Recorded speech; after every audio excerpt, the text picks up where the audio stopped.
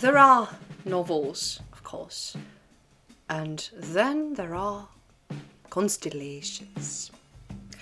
Works so luminous that they seem to hang above the nation's cultural sky for eternity, it seems.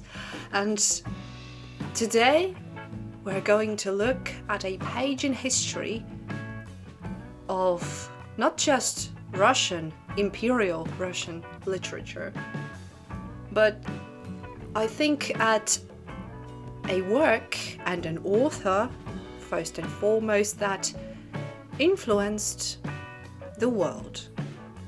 Alexander Pushkin. Eugene Onegin. Let's ride.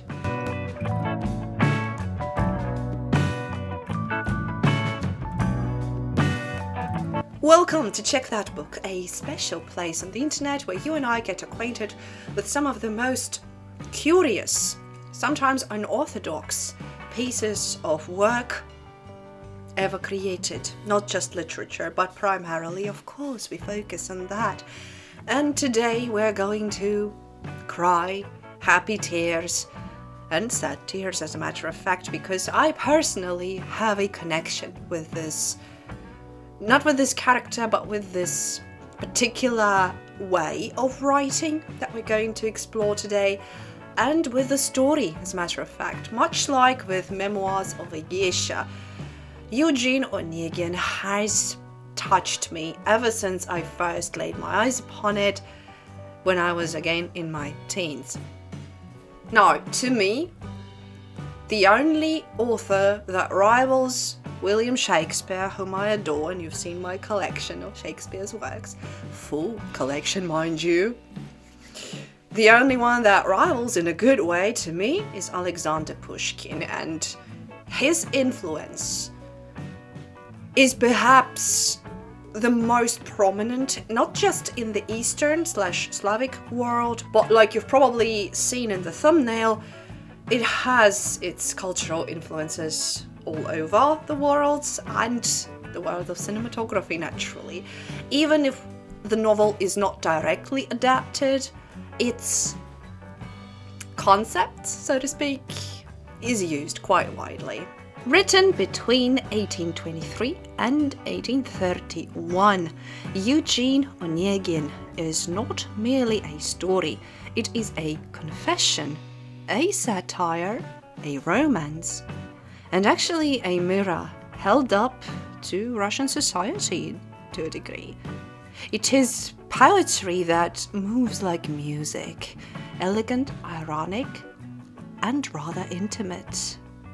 Now, you might have noticed this wee book in the background. I got my hands on it. It is original, it is in Russian with some corrections. And this one was published in 1964, and I got it as an heirloom because my ancestors did travel, and this was bought directly. Unfortunately not in St. Petersburg, the city I would really love to visit someday. It seems beautiful. It was purchased in Moscow, but for a very decent price when you compare the prices today. Of course, it's not as polished anymore, it's dated, but it has some examples of Pushkin's original handwriting, right? Yeah, about the price, 55 kopek, which according to my research, in modern day would roughly mean 60 cents, 60 euro cents. So yeah, for my American viewers, you can do your own conversion. It's nothing costs like this anymore. It's nothing unorthodox here. It's nothing vulgar. It's a beautiful story written in verse. After all, Pushkin himself called it a verse novel, which it is. It means, if you didn't know, that everything, the whole story, later with this, the whole story is written in verse. It's poetry. It's beautiful poetry that rhymes in the most beautiful of fashions. I adore this. Translating Eugene Onegin is notoriously difficult because of its intricate rhyme and rhythm, but one of the most famous English translations was attempted by Vladimir Nabokov, whom we all know and, well, arguably love for his Lolita, which I have also spoken about on the channel. The links will be in the description, naturally. Nabokov abandoned rhyme entirely in order to preserve literal meaning, which I understand but disapprove of. His version is scholarly and precise, accompanied by extensive commentary, which I also disapprove of. I read that version, not a big fan. Other notable translations, the one that I read, is by Charles Johnston and James E. Phelan, who sought to preserve both meaning and musicality of the verse novel. Oof. This drink, this is not really my kind of drink, but okay. So, there are notable translators who did the job quite well. I myself attempted at doing this as a special assignment when I was studying the language, but I miserably failed because you cannot do that. In order for you to understand this verse novel, if you've never read this, translated or not, if you speak the language, if you're familiar with Shakespeare, this is pretty much the William Shakespeare of Russia.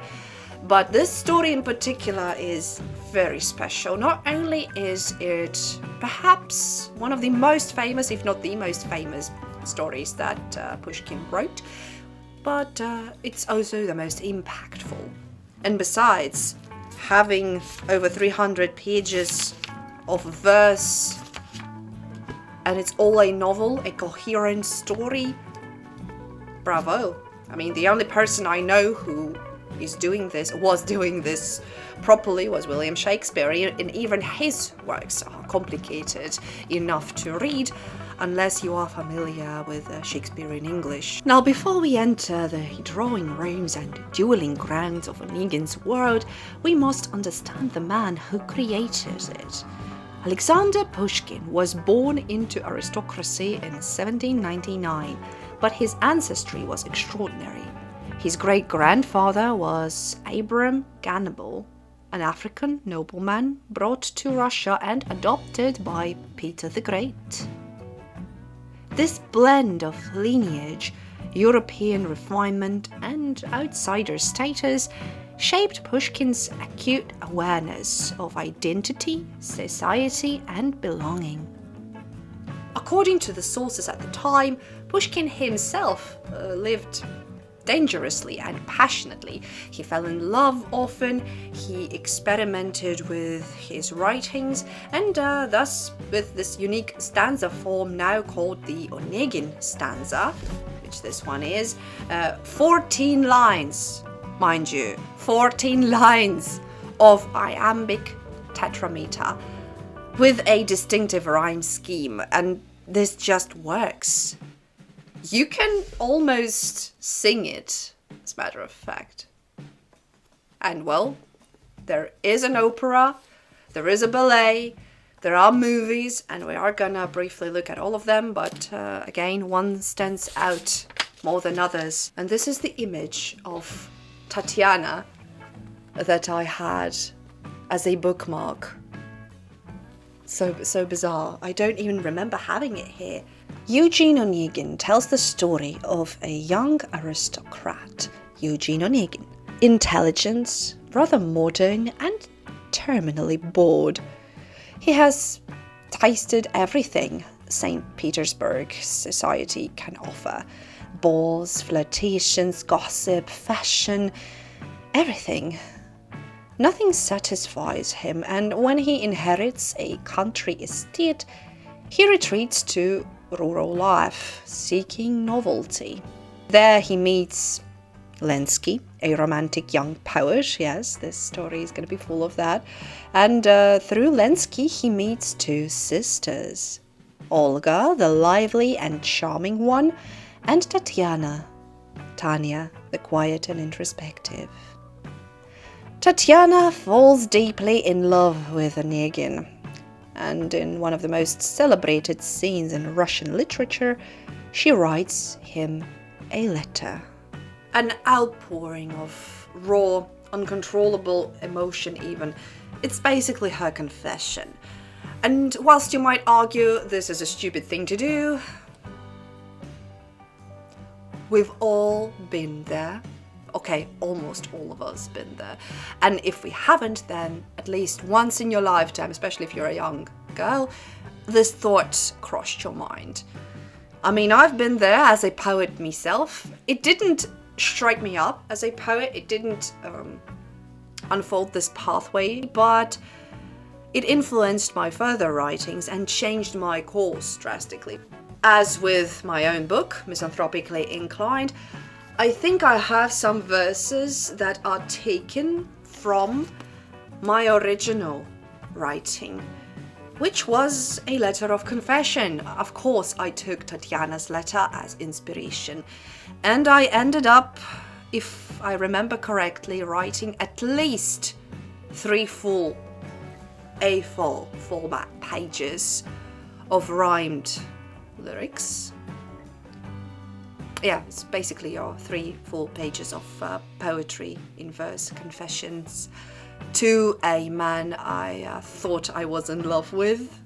That's another story, but that's just a fun little fact, fun little story to connect this one to, which is why I said this has a special meaning to me, because I've done that myself. I understand why Tatiana did it, because I've done the exact same thing, taking her as a role model. And now we're going to argue whether it was a good thing, it is a good thing to do or not. The best case, if you're curious, I'll reveal it to you. In my case, the outcome was actually the best one possible. He did not respond. Sometimes ignorance is a blessing, and now I live a life that I am quite content with. Tatiana and Olga are both in their teens, so you can... Again, it's Imperial Russia. It's quite common to be betrothed or married off relatively soon as you enter your teens even. But yeah, today we have a bit of different kinds of standards. So she writes this letter, but Onegin rejects her. Not cruelly, but rather coldly. He lectures her even about self-control. He claims he is unfit for marriage, and he walks away from a love that could have redeemed him, but we never know. Soon after, in a moment of arrogance and boredom, Onegin flirts with Olga, Tatiana's sister. And Lenski, who, by the way, was in love with Olga, wounded in pride, challenges Onegin to a duel. And Onegin, spoiler alert, kills Lenski. Years pass. Onegin wanders Europe, haunted and hollow. When he returns to society, he encounters Tatiana again, but she's transformed. She is now married to a noble prince and has become a poised, dignified woman of high rank. This time, Onegin falls in love. Rather desperately, for that matter. I do love how this is shown in the best film adaptation that we're also going to cover very soon. It's the best. Ralph Fiennes just nailed it. I strongly recommend this movie, and I'm eager to start talking about it, but we need to get over with the story so that you understand the main plot, so to speak, right? And this time, Onegin writes his love letter to Tatiana. Years have passed, people have changed, the atmosphere has changed. He himself has changed, apparently. And most importantly, Tatiana has changed. And here cometh one of the best moments of literature ever. And Tatiana here becomes this role model for truthful and loyal women all over the world. Tatiana, though she admits she still loves him, which I could argue was a wrong thing to do, but truthful nonetheless, she refuses him. She will not betray her husband. Tatiana chooses honor over passion. And I personally love that. And unfortunately, not many people understand that, and many people could argue it was wrong. I mean, we all live only one life, and if you still love him, why not get together? Well, there's the catch. The matter of question here is honor and how you treat that. May I remind you, we're talking about Imperial Russia, and honor meant a great deal back then. Historically, too. This is quite accurate, and Pushkin nailed it. He lived in that era himself. He cooked in this atmosphere and he felt it. And he was intelligent and gifted enough to put it on paper. Honor or no honor, this book, the story is a tragedy of timing. And Onegin, to me, is a very sad character. But here cometh the question, is he really as sad? Maybe he's rather foolish than sad. With Tatiana, to me, everything is quite set in stone. We know where she stands, and even if it hurts her seeing him again, and this interaction between them towards the end of the story and the movie, this is epic. And she does the best thing she could have done, and I admire her for it. And I admire Pushkin, him being a man, understanding the feeling of this inner honor that a woman might have, and portraying it so beautifully, describing it so beautifully in his first novel. I admire that. So Tatiana refuses him, coldly and politely, yet emotionally at her core, and Onegin is left alone, undone by his own emptiness. Now, Pushkin's genius lies not only in what he tells, but in how he tells it. I've spoken about this. He clearly speaks to the reader. He interrupts the story, he jokes, he philosophizes, he mourns youth and mocks fashion in the same breath. Beyond Russia, Onegin's emotional realism influenced European realism and psychological fiction, but its greatest adaptation came, of course, in music. In 1879, the beloved Pyotr Tchaikovsky transformed the novel into the opera Eugene Onegin. Rather than emphasize political satire, Tchaikovsky focused on intimate emotional scenes, especially Tatiana's letter scene and the final confrontation, which I so adore. The opera remains one of the pillars of the Russian repertoire, but the story did not remain confined to the stage, of course. In 1999, director Martha Fiennes brought Onegin to the screen, starring Rolf Fiennes as Onegin and Liv Tyler as Tatiana. And this is the beautiful Liv Tyler. I just felt like she's just so, and her face is so, you can easily see both this innocent girl, shy, timid, innocent girl who is falling in love. You can easily see that girl in her, but you can also see the potential of this refined, noble woman that she is about to become, and that's, wow, Liv Tyler, amazing job.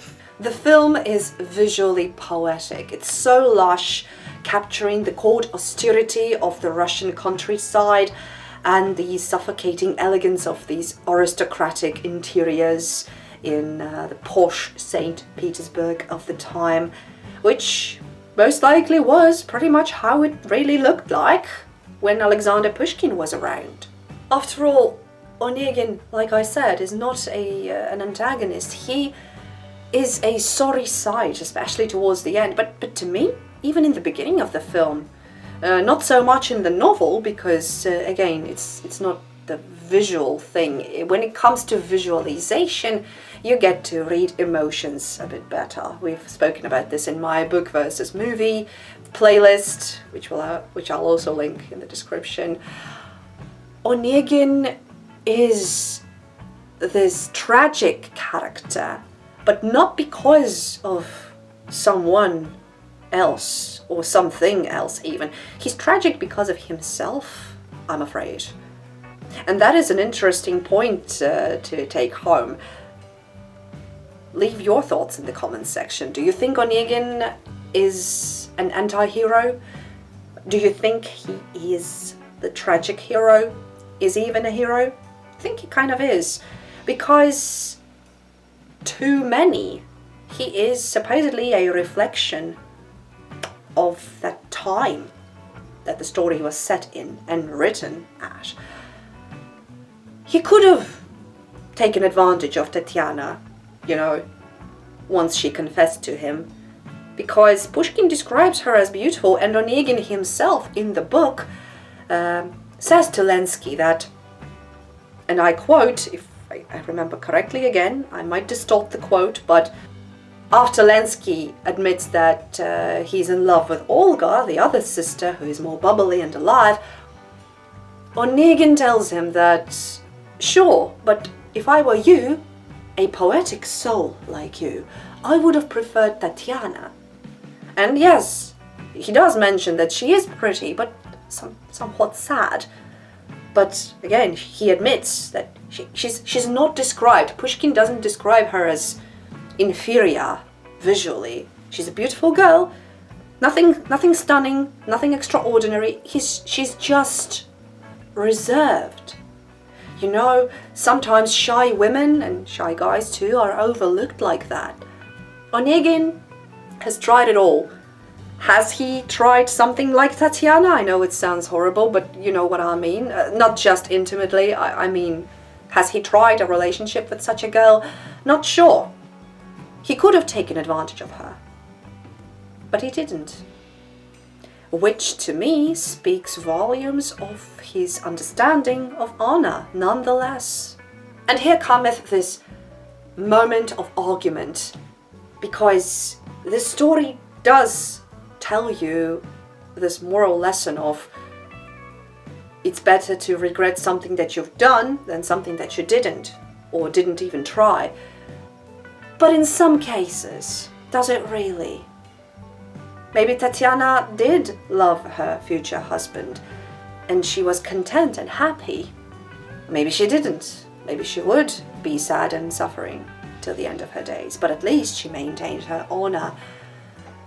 This is a very tough subject matter, and I think it all ultimately comes down to your own preference.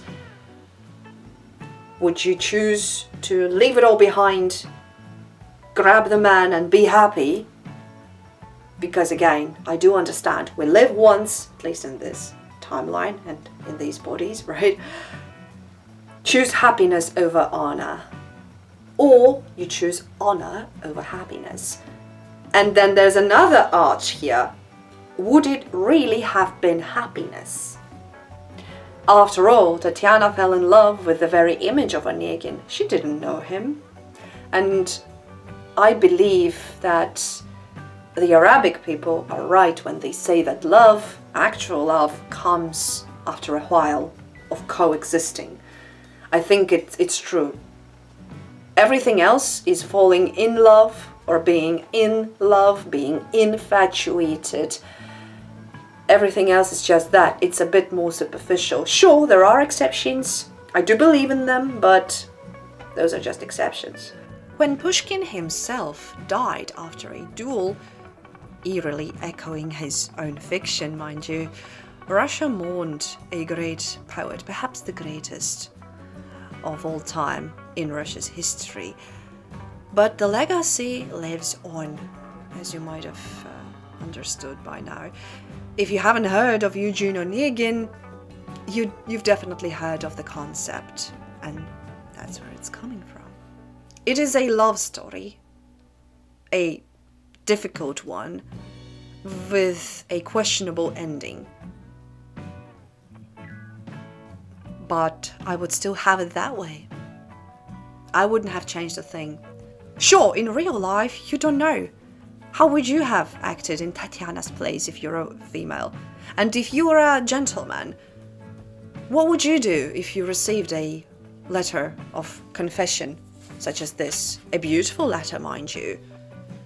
Sure, we cannot speak about love because you've just met, almost just met. I mean, she'd seen him a couple of times. But what would you do? I'm genuinely curious to open this discussion in the comments section. Eugene Onegin is a meditation on time itself. And not just in Imperial Russia, but in the world. But above all, it is proof that the quiet tragedies of the heart can echo louder than cannon fire. In the frost of a Russian morning, beneath birch trees heavy with snow, Pushkin's verse still breathes. And Onegin, the sad hero, still walks. Elegant, restless, and unforgettable. And I would like to end this video with a question. Philosophical? Not really. It's quite a direct question that requires you to think. Would you choose honor over passion? I say passion because we've spoken about this now.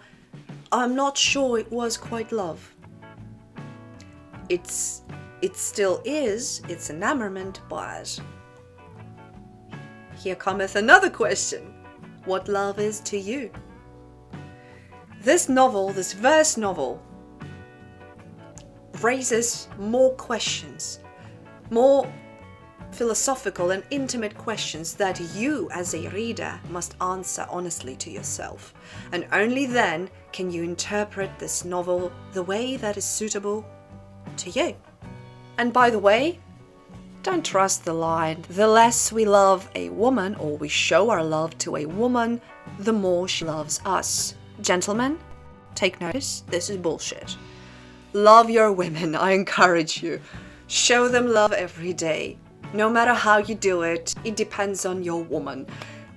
Just fucking please. This is the only moment I sincerely disagree with Mr. Pushkin here. Fuck that. It doesn't work like this. It might work with some teenage girls who are yet immature and unsure of themselves. So, that's that. A bit of humor in today's rather serious subject matter. Lots of questions to ask yourself on this one. To me, that's unnerving. And I encourage you to think along with me. I humbly thank you for your attention. If you like this sort of content, and sometimes a bit weird content, we do cover disturbing books on the channel too, still. Please consider giving this video a boost in the form of an erect thumb and make sure to subscribe for more. Take good care of yourselves and your loved ones, ladies and gentlemen, and I shall see you all as soon as possible. Cheers!